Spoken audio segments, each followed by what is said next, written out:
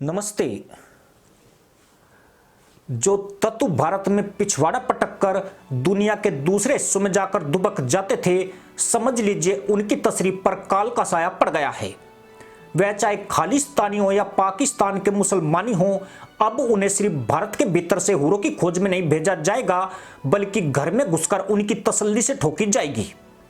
इन मुसलमान और खालिस्तानी आतंकों को निपटाने का भारत ने खुला ऐलान कर दिया है।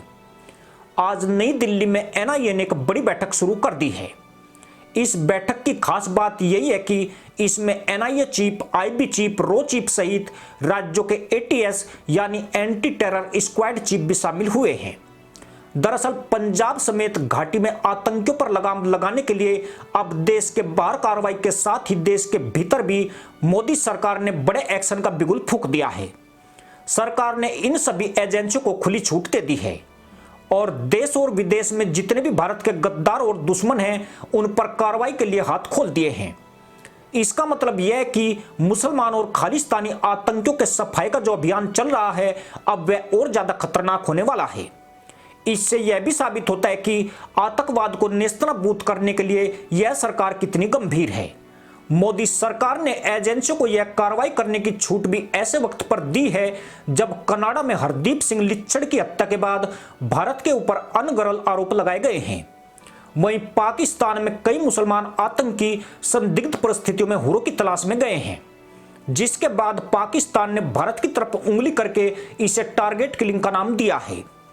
एनआईए ने ऐसे 19 खालिस्तानी आतंकियों की लिस्ट तैयार की है जो विदेशों में रहकर भारत के खिलाफ एंटी इंडिया प्रोपगेंडा चला रहे हैं।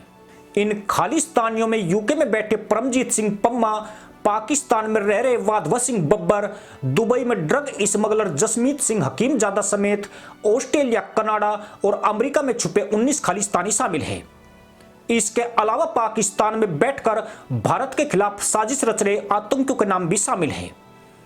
2 दिन तक होने वाली एनआईए की इस बैठक में रो की मौजूदगी ही आतंकियों के होश उड़ा रही है, क्योंकि आज की घड़ी सीआई के बाद रो दुनिया की सबसे खतरनाक एजेंसी बन गई है।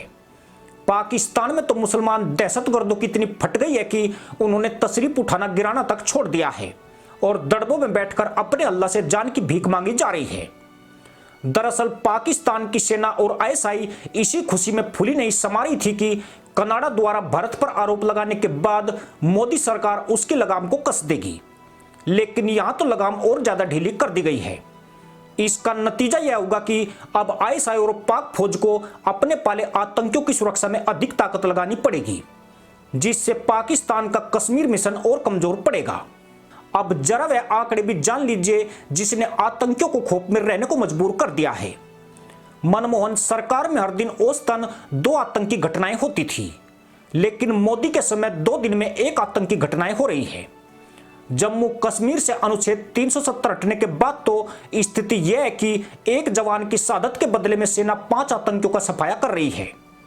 साल 2019 में 163 मुसलमान आतंकी ढेर किए गए थे, जबकि 2020 में 232, 2021 में 193 और 2022 में 193 मुसलमान आतंकियों को ठोका गया। पुलवामा के बाद 5 साल में 1067 आतंकी हमलों में 182 जवान शहीद हुए हैं, जबकि 729 मुसलमान आतंकियों को हुरों की खोज में भेजा गया है। भारत में सक्रिय आतंकवादी समूह में लश्कर-ए-तैयबा जैसे मोहम्मद, हिजबुल मुजाहिदीन, आईएसआईएस, अल-कायदा, जमात-उल मुजाहिदीन जैसे मुसलमान आतंकी संगठन शामिल हैं।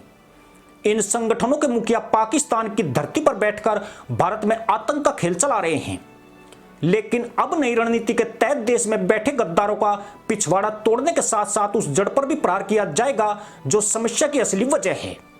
एनआईए की बैठक के खत्म होने के बाद तमाम एजेंसियां संयुक्त रूप से कार्रवाई करेगी और आपस में तालमेल बनाकर रखेगी।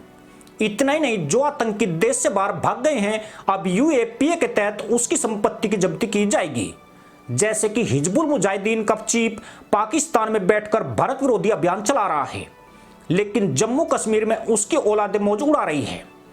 पर एक सवाल जरूर परेशान करता है कि सरकार सो कर क्यों जाग रही है।